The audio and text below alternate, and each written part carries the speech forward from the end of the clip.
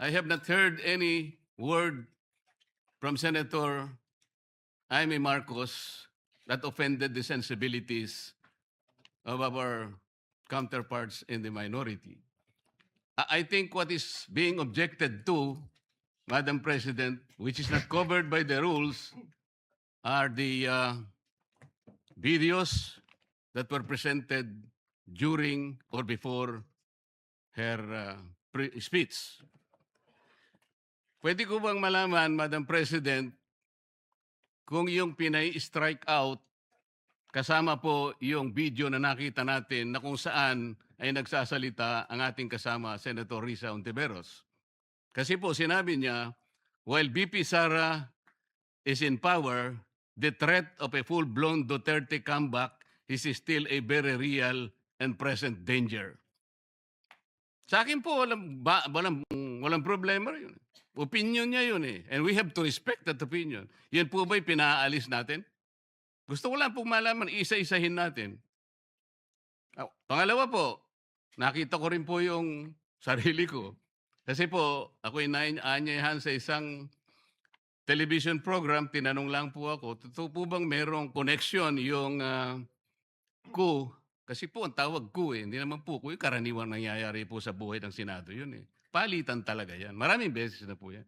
Ang sabi ko po, kasi kinukonekta daw nila sa impeachment. Sabi ko, hindi po siguro. Sabi ko, dahil sa ngayon, 12 kami. Hindi naman kinakailangan naming mag-coup para lamang i-prostrate natin yung impeachment.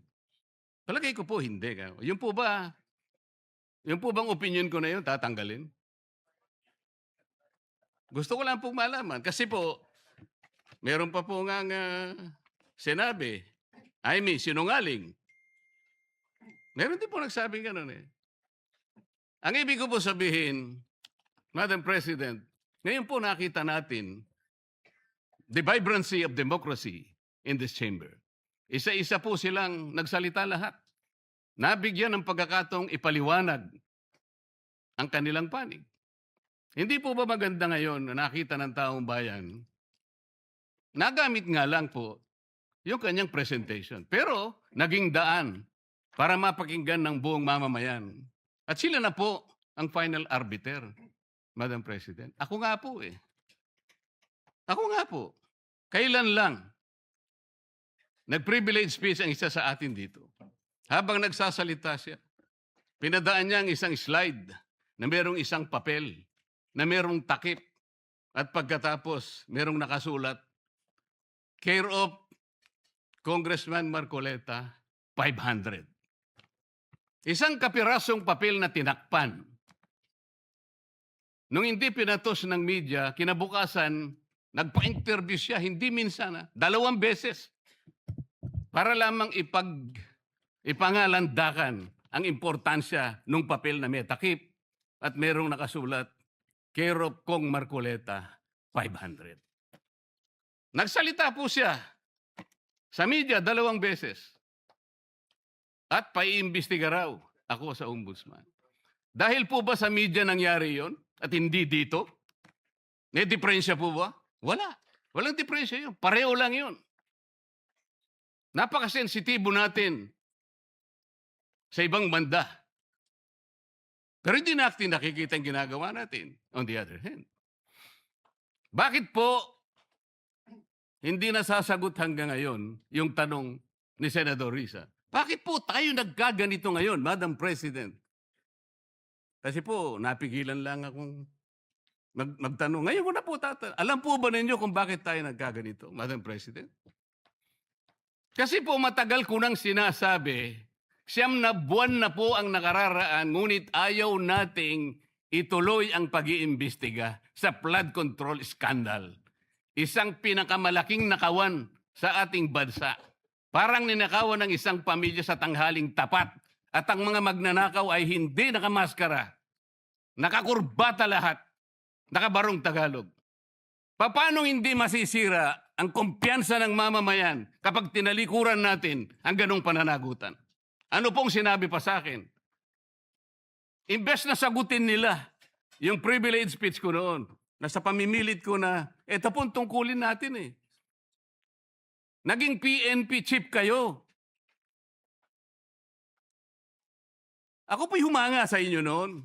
Hindi ko na ikukwento yung lahat ng ito. Bakit ngayon? Bakit hindi natin gawin lahat yon? Alang-alang sa interes ng bayan.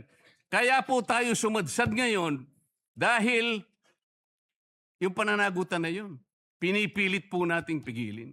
Ang dami po nating pinagtatakpan. Tumayo siya, imbes na sagutin niya ang aking sinasabi. Ano po sinabi niya?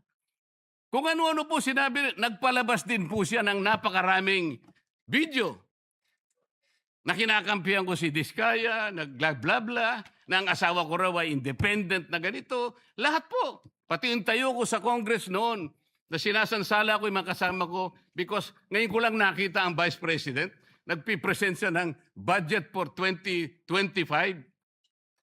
Inaaglahi siya sa budget 2022 and 2023. Yung mga ganun po. Bakit po ngayon biglang nagbago ang kulay natin? Bakit po ganyan tayo ngayon? Bakit po napakababa?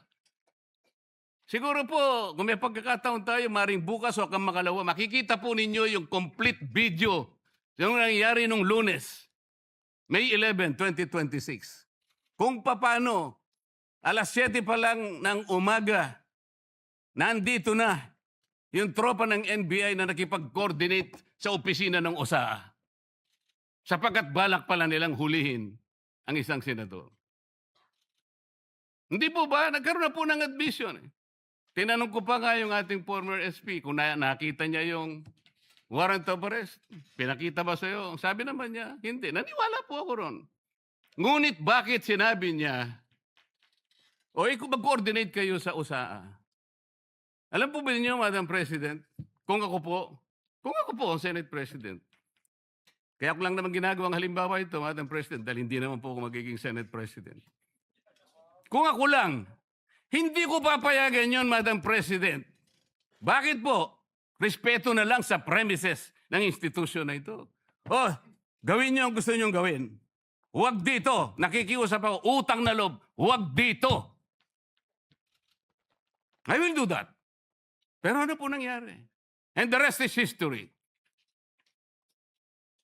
Hinabol po ng hinabol, kamuntik na pong nahulog sa hagdanan ng Senator Bato. Ganun po ba ang pagtrato sa isang senador? Sinasagot ko po yung tanong, bakit po tayo nagkaganito? Isipin po ninyo, bakit hindi kayo magsimula doon?